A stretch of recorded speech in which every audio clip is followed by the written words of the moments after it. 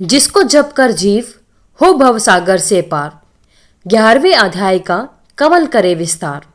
जय श्री कृष्ण। आप सभी का आपके अपने चैनल पर स्वागत है। आज की इस वीडियो में हम कार्तिक माह के महात्म्य का 11वां अध्याय सुनेंगे। तो आइए भक्तजनों शुरू करते हैं कार्तिक माह के महात्म्य का 11वां अध्याय। एक बार सागर पुत्र जलंधर अपनी पत्नी वृंदा सहित असुरों से सम्मानित हुआ सभा में बैठा था। तभी गुरु शुक्राचार्य का वहां पर आगमन होता है। उनके तेज से सभी दिशाएं प्रकाशित हो गई। गुरु शुक्राचार्य को आता देखकर सागर पुत्र जलंधर ने असुरों सहित उठकर बड़े आदर से उन्हें प्रणाम किया। गुरु शुक्राचार्य ने उन सबको आशीर्वाद दिया। फिर जलंधर ने उन्हें एक दिव्य आसन पर बैठाकर स्वयं भी आसन ग्रहण किया। फिर सागर पुत्र जलंधर ने उनसे विनम्रता पूर्वक पूछा, हे गुरुजी, आप हमें यह सब बताने की कृपा करें कि राहु का सिर किसने काटा था। इस पर दैत्य गुरु शुक्राचार्य ने विरोचन पुत्र हिरण्यकशिपु और उसके धर्मात्मा पौत्र का परिचय देकर देवताओं और असुरों द्वारा समुद्र मंथन की कथा संक्षेप में सुनाते हुए बताया कि जब समुद्र से अमृत निकाला तो उस समय देवरूप बनाकर राहु भी पीने बैठ गया। इस पर इंद्र के पक्षपाती भगवान विष्णु ने राहु का सिर काट डाला। अपने गुरु के मुख से इस प्रकार के वचन सुनकर जलंधर के क्रोध की सीमा न रही। उसके नेत्र लाल हो गए। फिर उसने अपने दसमर नामक दूत को बुलाया और उसे शुक्राचार्य द्वारा सुनाया गया वृतांत सुनाया। उसके बाद दसमर को आज्ञा दी कि तुम शीघ्र ही इंद्रपुरी में जाकर इंद्र को मेरी शरण में लाओ। दसमर जलंधर का बहुत आज्ञाकारी एवं निपुण दूत था। वह जल्द ही इंद्र की सुधर्मा नामक सभा में जा पहुंचा और जलंधर के शब्दों में इंद्र से बोला, हे देवता धाम, तुमने समुद्र का मंथन क्यों किया और मेरे पिता के समस्त रत्नों को क्यों ले लिया? ऐसा करके तुमने अच्छा नहीं किया। यदि तू भला चाहता है तो उन सब रत्नों एवं देवताओं सहित मेरी शरण में आ जा, अन्यथा मैं तेरे राज्य का ध्वंस कर दूंगा। इसमें कुछ भी मिथ्या नहीं है। इंद्र बहुत विस्मित हुआ और कहने लगा, पहले मेरे भय से सागर ने सब पर्वतों को अपनी कुक्षी में क्यों स्थान दिया और उसने मेरे शत्रु दैत्यों की क्यों रक्षा की?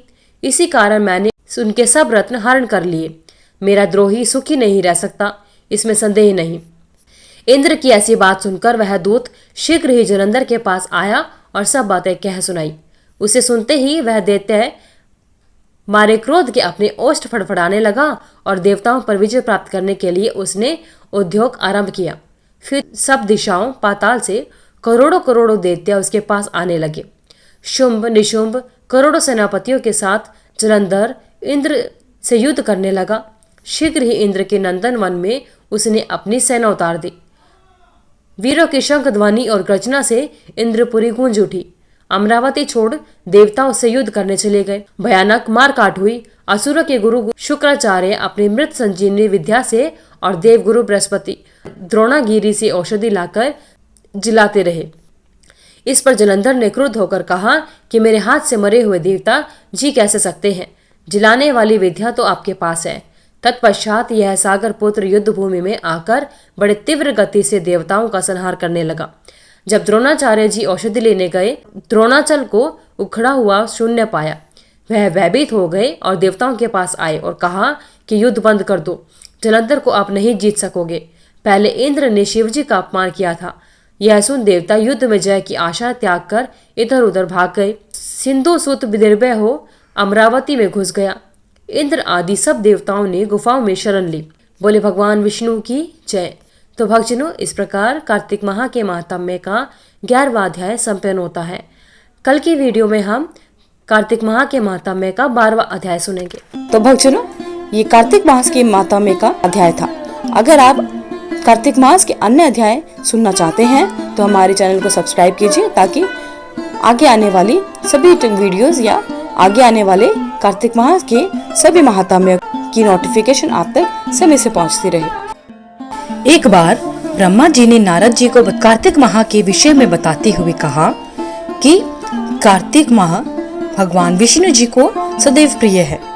इस मास में भगवान विष्णु जी का ध्यान करते हुए कोई भी पुण्य कार्य किया जाए तो उसका फल अवश्य मिलता है। सभी योनियों में से मनुष्य योनि को सर्वश्रेष्ठ तथा दुर्लभ कहा गया है। अतः प्रत्येक मनुष्य को कार्तिक माह में पुण्य कर्म करने चाहिए, क्योंकि इस माह में सभी देवतागण मनुष्य के समीप हो जाते हैं। इस माह में देवता मनुष्य द्वारा किए हुए स्नान, व्रत, वस्त्र, भोजन, चांदी, स्वर्ण, भूमि आदि दिए गए दान को विधि पूर्वक ग्रहण करते हैं।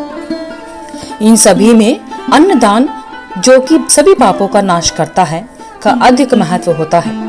कार्तिक माह में मनुष्य जिस किसी मनोकामना से दान अधिक करता है, उसे वह अक्षय रूप में प्राप्त होता है।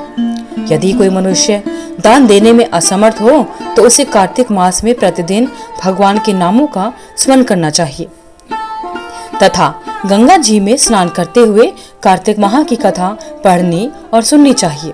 ऐसा करने से भी मनुष्य पुण्य का भागी बन जाता है।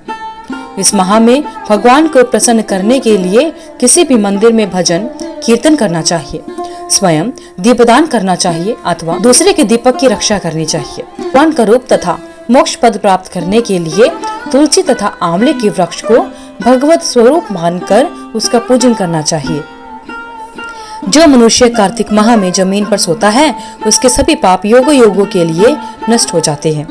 मनुष्य अरुणोदय काल में जागरण कर गंगा में स्नान कर करोड़ों जन्म के कष्टों को धो डालता है या पापों को धो डालता है। गोविंद गोविंद हरे मुरारे, गोविंद गोविंद मुकुंद कृष्ण, गोविंद गोविंद रथांगपाणि, गोविंद दामोदर माधवेति।